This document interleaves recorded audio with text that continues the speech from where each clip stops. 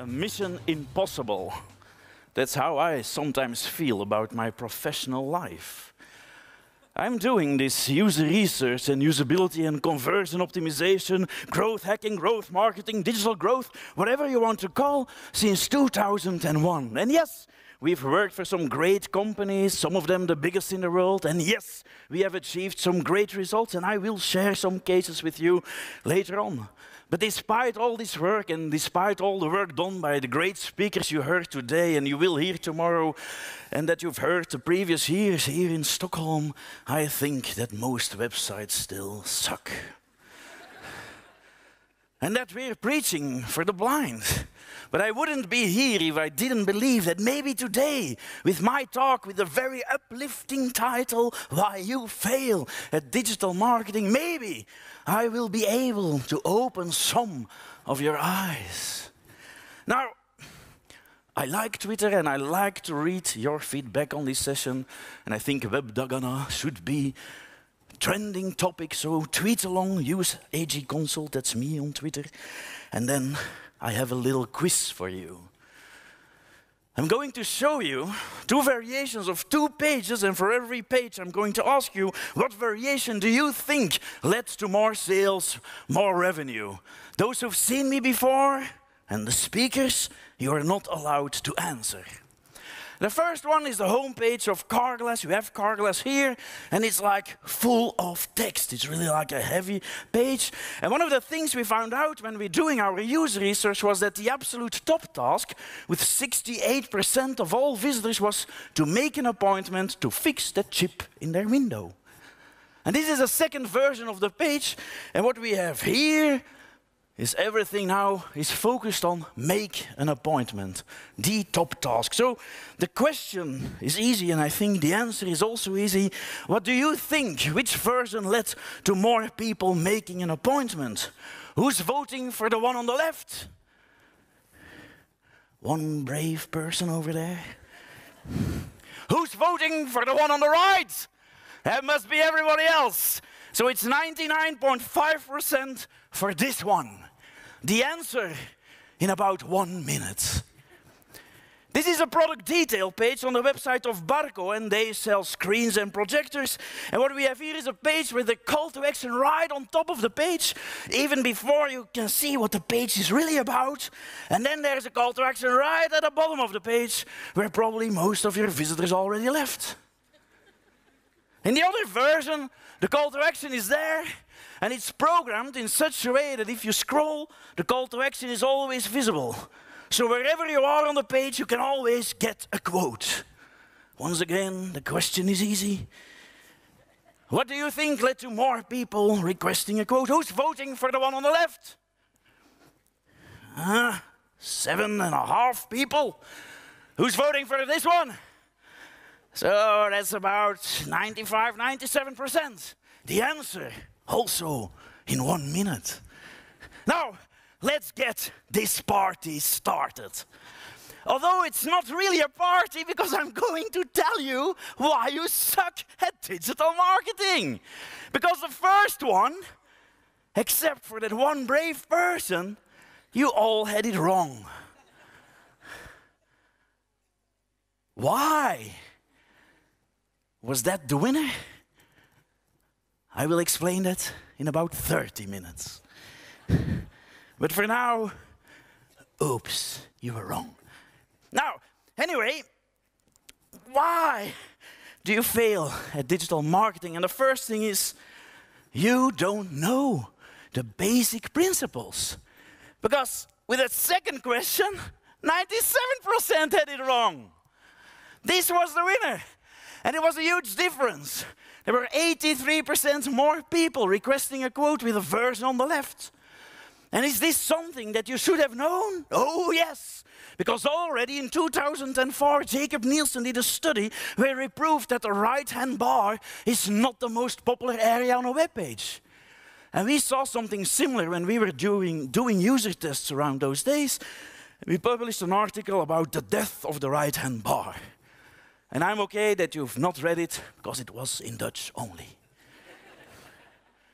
But in 2010, Norman Nielsen published a new study, and they said, oh no, on a desktop, 69% of all fixations are on the left hand of the screen. And in March 2016, Google ditched the right-hand bar because nobody was clicking there. And in November 2017, Don Norman and Jacob Nielsen published a new study and said, oh no, now it's 80% of all fixations are on the left hand of the screen. And here we are in a room full of digital marketing specialists. And if we see a page like this, we still are like, oh, that must be the winner.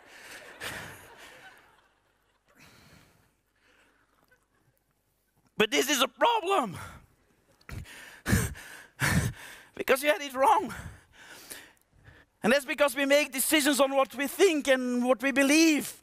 But if you would have taken that decision for your company, for your website, you would have possibly lost 83% of leads. So we should stop changing things on our website because we hope it will result in an uplift. My friends, hope is not a strategy. You have to know the basic stuff. You have to learn the basic principles, what does work and what doesn't work. And I have such big news and great news for you today. We just launched the solution for this. Anyway, reason number 2 why so many websites fail is that lots of people think that design should be visually impressive. When I started in this business 17 years ago, half of the websites were made in Adobe Flash. And things were moving, and we did user tests, and users failed. But we didn't succeed in convincing the marketers and the designers that it was rubbish. So yes, we were very happy when finally Apple killed Flash. Because they didn't support it on their iPad and on their iPhone.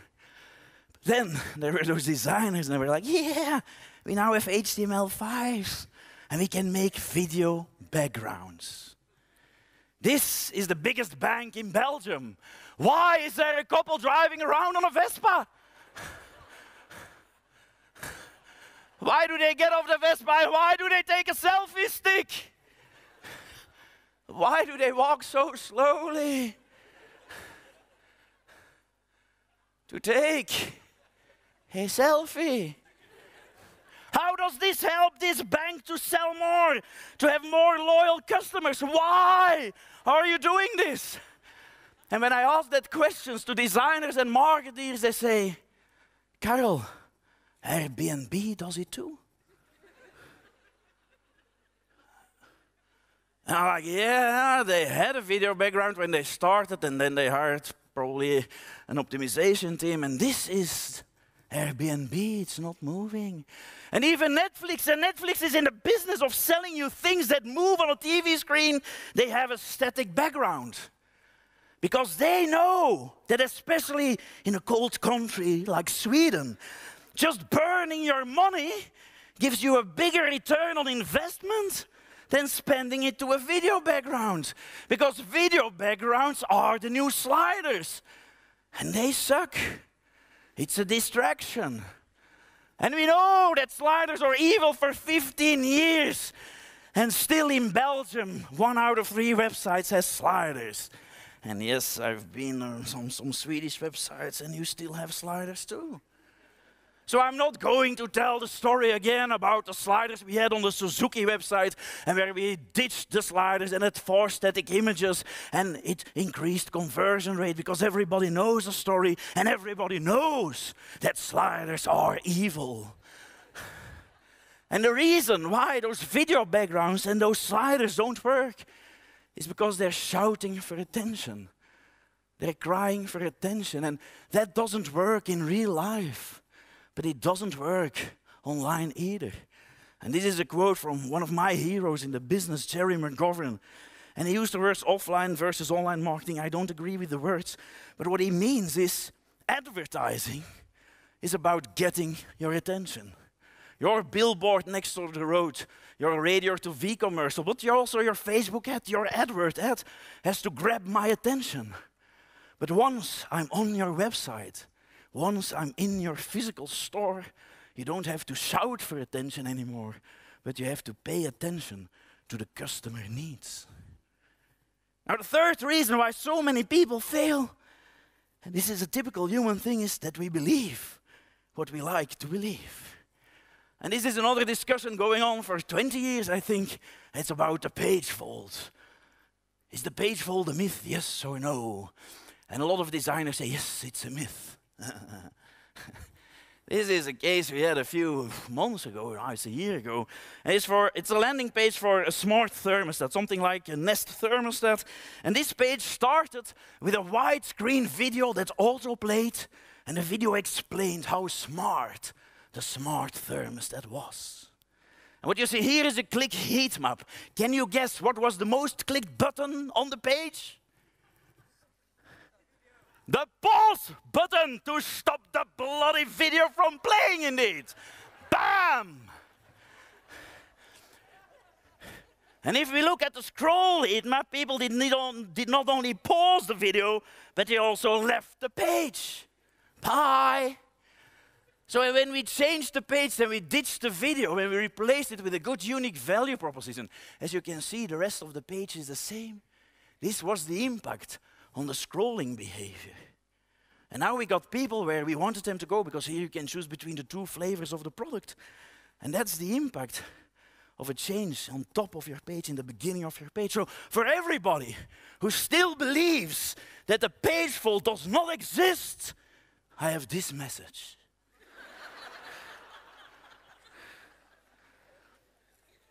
And I know that there is no such thing as the one page fold, but remember what you see in your viewport without scrolling, be it on desktop, laptop, tablet, or smartphone. What you see without scrolling has a big, big impact on whether you will engage with the page or not. So these were my 3 reasons why so many online marketers fail. And what we've seen in these examples is that, yes, you can get some amazing uplifts from changing your design, but in my opinion, design-wise, most of these websites were kind of, yeah. And in our business, what we see the last few years is that most websites, design-wise, they're kind of okay. And to get more uplifts, to get more sales, more revenues, big growth, you have to do more effort. And the biggest uplifts we've seen the past few years is that when you change your content, and I'm not just talking about playing with words, but to change your content so it changes the behavior of the visitor. So the question is, how do you bring this to the next level? And the answer is, I hate the word data-driven, so I use customer-driven marketing based on research. But the problem there is that most companies claim, yes, we are customer-centric.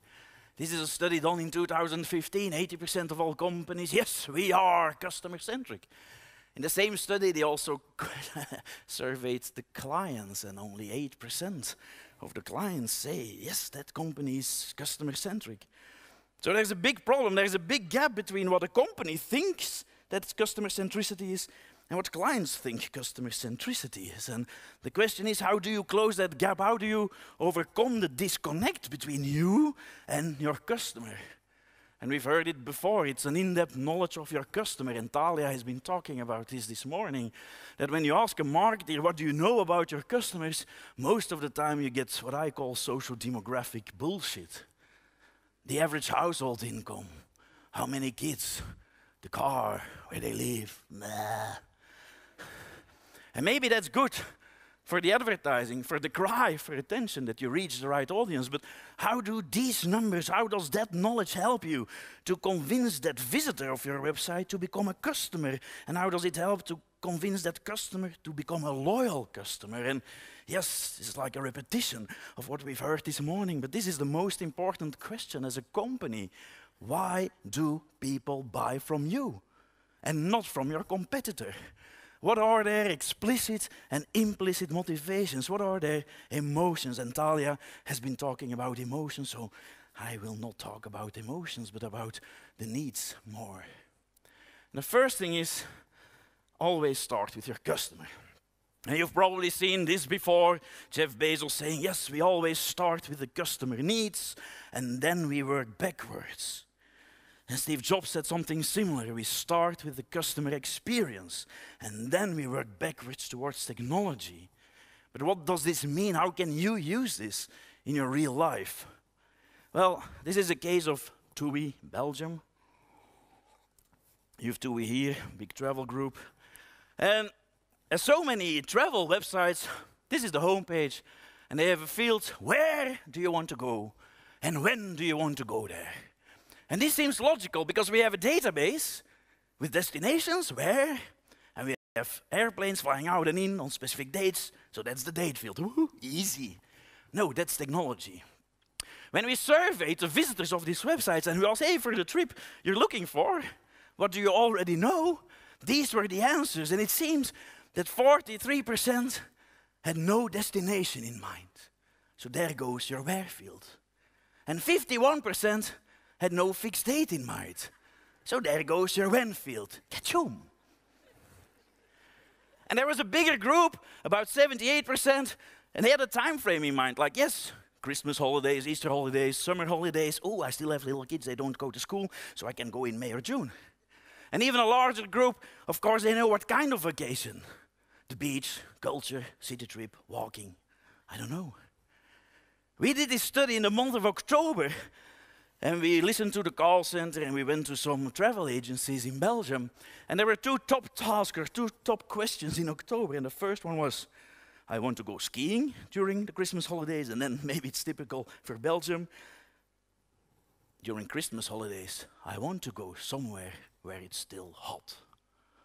Well, good luck. So start with the customer needs, and then adapt your database and your search. And Talia has been talking about this also. Don't always talk too much about your product or service. And I have an example of a website selling car parts, and yeah, the car parts and some bullet list, and yes, a call to action. So it looks kind of okay, but when you read the text, then probably you can't, because this one is in French. They say things like, oh, there's a special treatment of the epoxy glass so it can hold hail balls the size of a tennis ball, and oh, our aluminium is so good that we can give you a 10-year guarantee. And when I read a text like that, I'm always like, is that why people buy a car part? My epoxy glass is better. And so one of the things we do is one-question surveys. So a survey with one question. So we just asked, hey, why are you looking for a car part? And these are the more explicit motivations. And we also send out a survey to everybody who has bought a car part the last few months. And in that 3 questions, what convinced you the most to buy a car part from us? So implying not from a competitor. And was there something you almost made me hesitate to buy it? And then the 3rd question, and this is an important one, and Sean Ellis has touched these kind of questions. It's the question, hey, imagine we would tear down your car part tomorrow. What would you miss the most? And the funny thing is, because this is a question you don't often get in your mailbox, the response rate was pretty high. And people said things like, oh no, then I have to scrape the ice from my windshields every morning in winter. And oh no, in summer, then I have to get into a bloody hot car again. And when it rains, I have to unload my groceries in the rain again. And I never realized it, but now I only have to go to the car wash once a month, and it used to be once a week. Nobody said anything about, oh, I will miss the epoxy glass.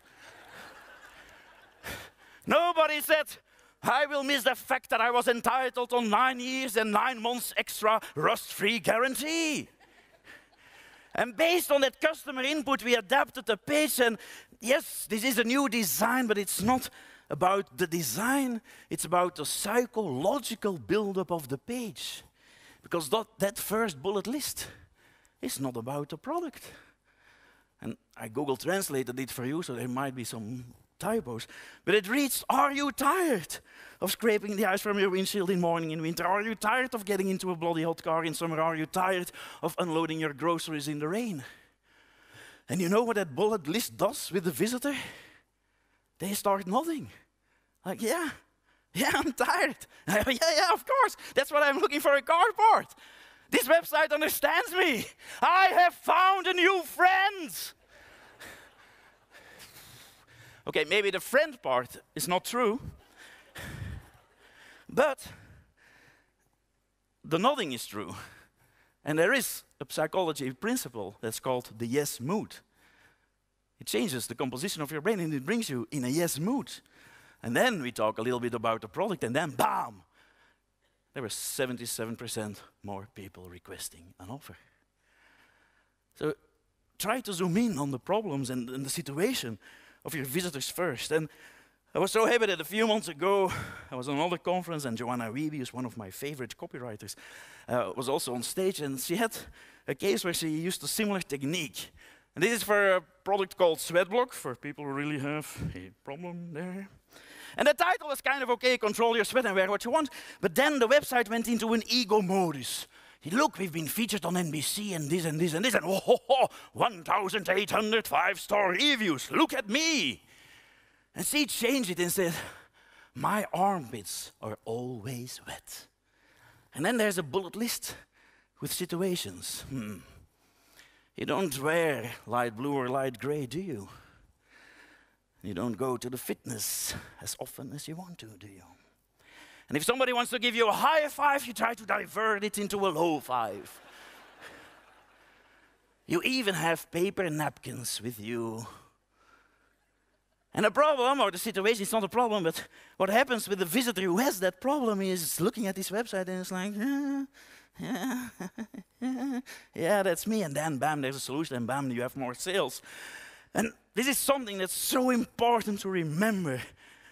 Your customers, and especially your visitors, your future customers, they don't care about your company. They don't care about your products. They only care about themselves. And that's why your copy, your content, should focus more on them than on you.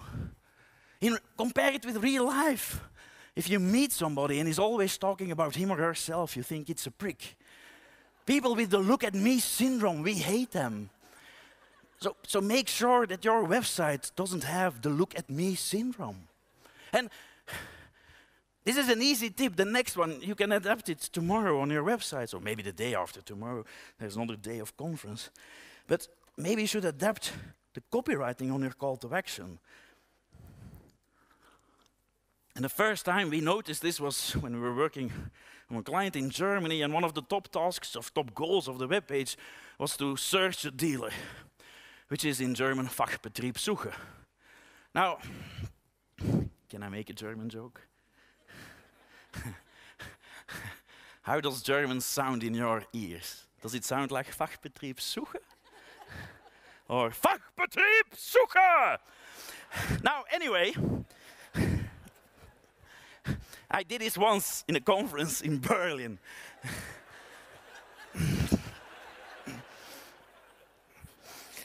So anyway, do you want to search a dealer or do you want to find a dealer? So we changed Fachbetrieb suchen by Fachbetrieb finden, which means find a dealer, and bam, there were more people clicking on the button because we used their words. So if you're in the service industry, don't have a button that says ask a quote, but yes. And when do you want a quote?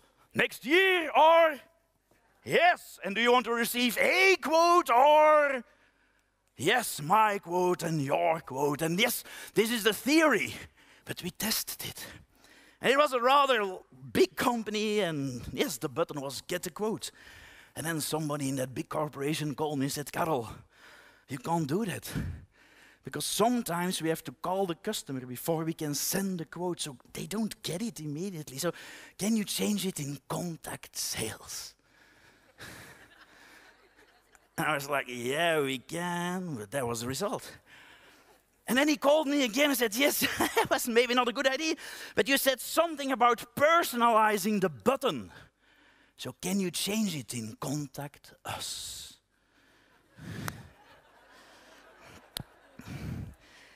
That was not exactly what I mean with personalizing the button.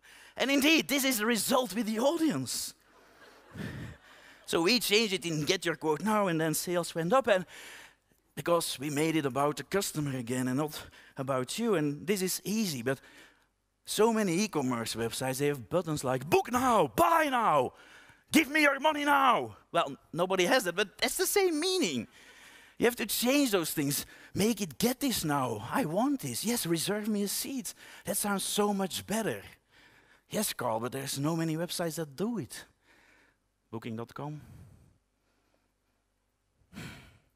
You look for a hotel room. You get a listing page. And then the button says, choose your room.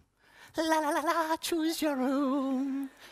And then you go to the next page, and then you're like, oh, the product detail page. And then the button says, I'll reserve, la-da-dee, la-da-da. And then you go to the next page, and then they ask for your credit card details, and then even the button says, complete your booking, la-da-dee. And they don't say, book now. It's like, gentle, no stress. Now, the answer to the question, why did that version win? Tension is building.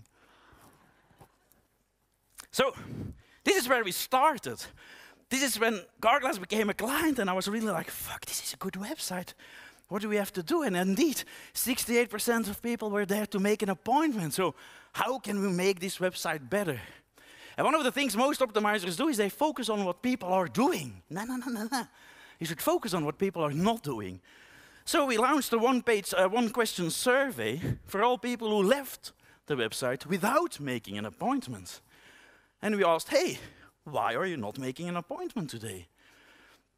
And the top answers were, if you replace my window, is it the same quality as if I would do it with my car dealer? And do you give guarantee on your works? And do you arrange it with the insurance company, or do I have to call them first? And how does the payment work? So these were all the objections of people, and that's why this version was the winner. Because it counters all the objections of people who did not make an appointment. And then, when people get convinced Karl Gilis is good, they want to know, is there a Karl Gilis near me?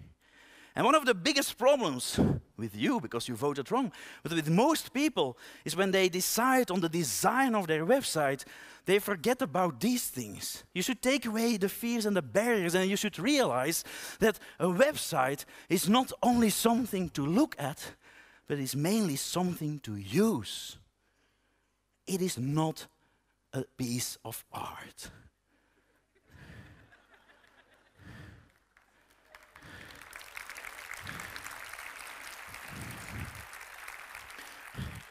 And it doesn't mean that your website needs to be ugly, but you have to think users.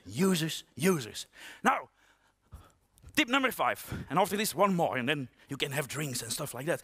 But who in this room doesn't like to get a compliment? All right, one person. Oh, but there's still hope for you.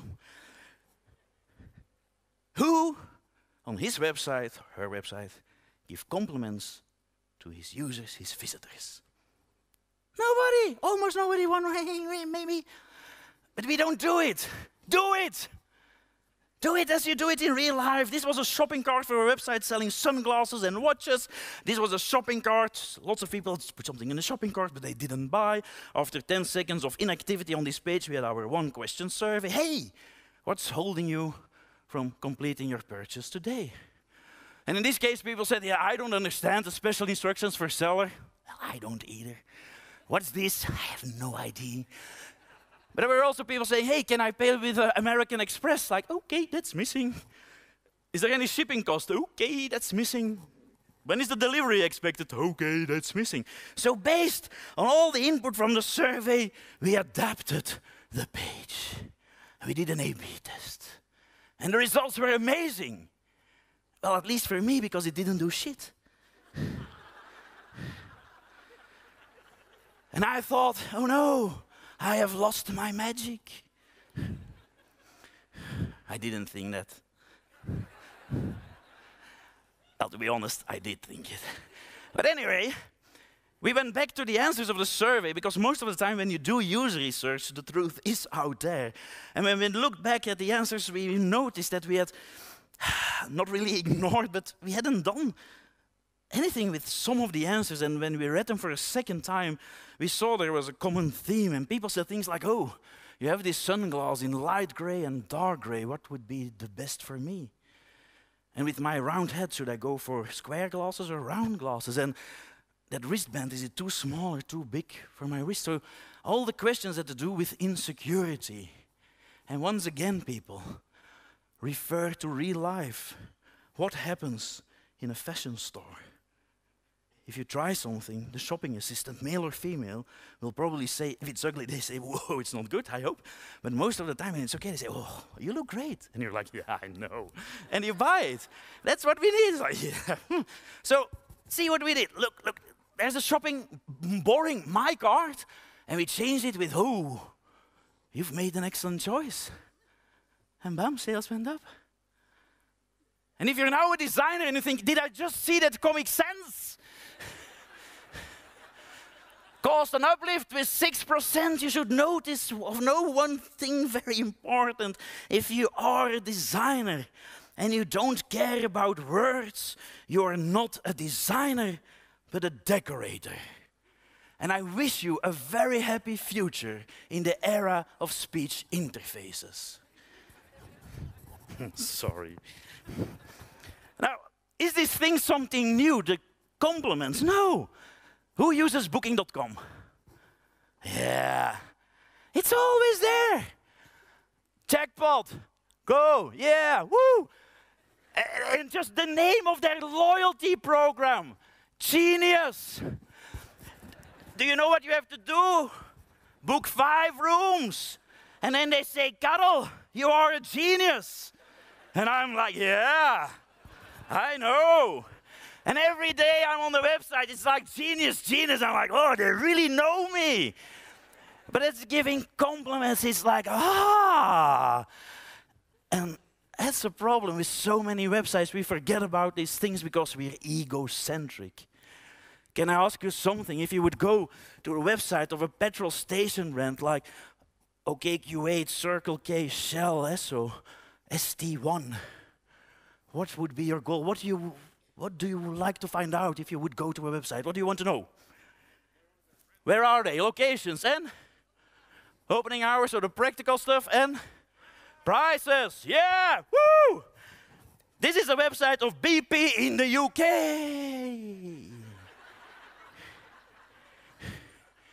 The Academy of Science Engagement.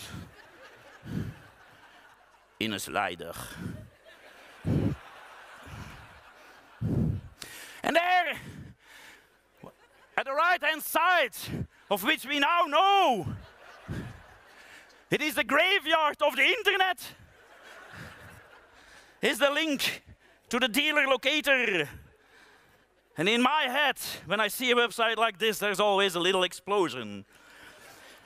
And I know that some of you are thinking, yes, Karl, this is an easy target. It's the desktop version. When you drive around in your Volvo, you don't have a computer next to you. And these companies, they would know that if you take out your smartphone and with one smooth click on the button, you will find the nearest petrol station. Let's take a look. No! They even added the stock exchange rate on top.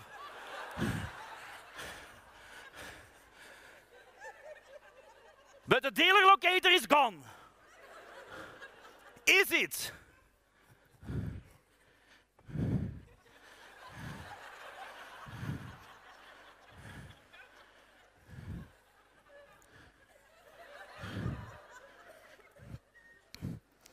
I think that in the history of this website, I'm the only person that clicked on it. Together, when the designer showed this to his or her manager, and he showed it to the boss, and they showed it to the client, and the client showed it to his CEO, and they were all like, yeah, this is good. It sucks. Now, if you go to Q8 in the Netherlands, the website isn't adapted for mobile, but half of the page is an ad to download the app. By the time you've downloaded the app, you're out of petrol. But luckily, you can have a coffee at Texaco, or a sandwich at Shell, or a niet vriend kak at Circle K. And it's good news. If you don't like Pepsi Max, you should go to OKQ8 because they have Coke from Coca-Cola.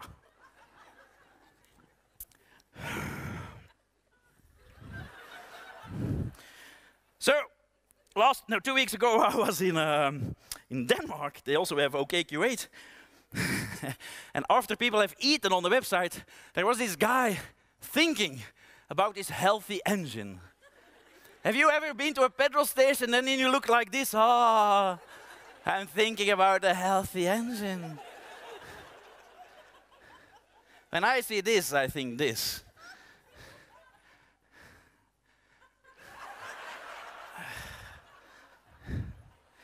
This is ST1. 1 year ago or a few months ago, there was an advertisement for 1 minute on the homepage. And then it says, I don't know, but I think it's, did you find what you were looking for? Can you imagine the meeting in the boardroom? Do we do user research? Oh yes, we do user research.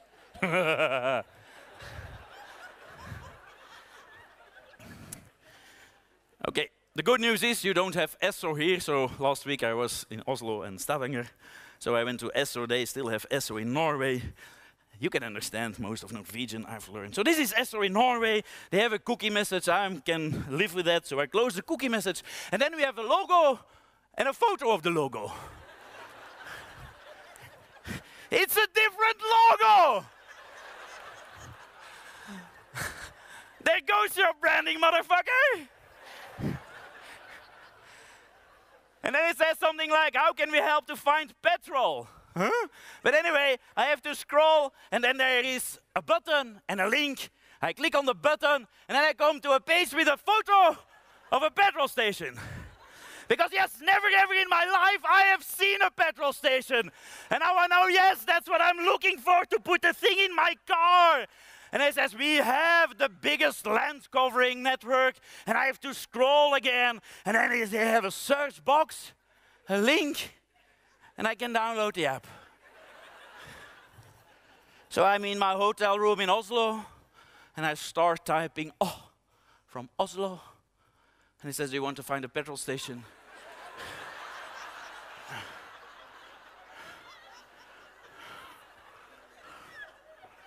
What do you think? But anyway, I type Oslo, and it says, Karl, it's 12 degrees and cloudy. I have a car with windows. I can see the weather. And this is your customer. And I know it's funny, but you have to think how many petrol station bullshit is on our website. And you have to remember that great marketing starts with not sucking. It's easy. And you should realize, and I think that the reason why so many websites fail is because you are asking yourself the wrong question, and probably your web agency is asking you the same question. What is the goal of your website? And then you go into that ego modus where you want to talk about your nice burgers and sandwiches and all those things that nobody cares about. So the question should be, what is the goal of my visitors? Yes, Talia has said it before because it's important. And you should realize that if you listen to your visitors, then you would probably have made something like this, a website, where it's just like, find your nearest petrol station. Or in Belgium, we have Local, where based on geolocation, they show you the nearest petrol station. And I think that those websites, that they will make their visitors happy. And whatever you do in this business, be it designer, a copywriter, a developer, a marketing man, girl, woman, whatever you do, but what you should realize is that at the end, you have one common goal in your job. And it's to make your visitors happy. It's the most beautiful job in the world. You make people happy. And you should realize that if you give your visitors what they want, at the end they will give you what you want. And in ordinary words, it's their money. But it's about customership and about customer loyalty. And if I can summarize my talk, it's very easy to say, but difficult to do, but you should stop selling the way you should stop selling the way you want to sell, and you should start selling the way people want to buy. And this is a very small difference in words, but it's a big difference in mindset. And it's only with that mindset that you will survive online. And there's one thing you should think about this evening or tomorrow, or in general. It's like, do you make your visitors happy? Do you make your clients happy? That's it. Thank you. Thank you.